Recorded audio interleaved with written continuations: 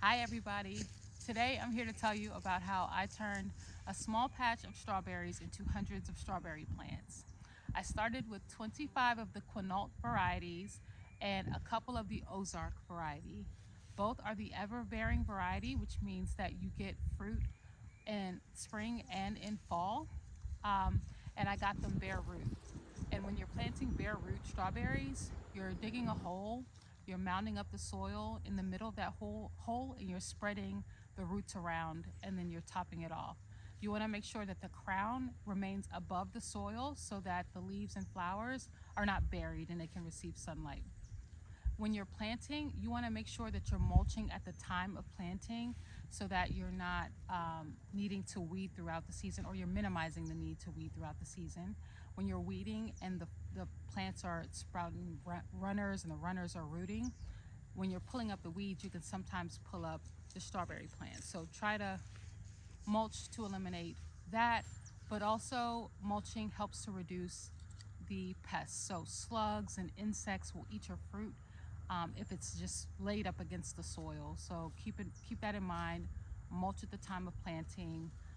Also fertilize your plants. So we refresh our beds with compost every year, but if you're not doing that, fertilize so that your plants are strong and healthy and can produce fruit, with the nutrients throughout the season. So weeding is probably the most painful thing for us, but it's just something you have to do throughout gardening. So our plants are growing throughout each season. So we have a lot of new plants, but we have one plant that's really old. It's our 3-year-old Ozark Beauty plant, and it looks like it's kind of fizzling out. So we're taking the babies from it and probably will pull it out at the end of the season. But the Ozark Beauties have really large fruit that's really tasty, but in my opinion, the quinalt tastes much better.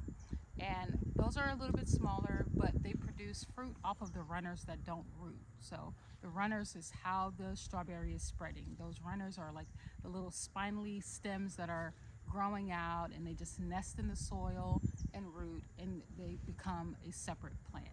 So strawberries is not a hard plant to grow, but it is a handsy plant to grow. So you have to be active, or you will have lots of plants growing in your lanes within your garden. You have strawberries growing throughout your tomatoes and all sorts of things. So if you're not pruning those runners, you'll likely have lots and lots of strawberry plants. And if you are trimming those runners, your chances are you'll have lots of great, delicious strawberries. But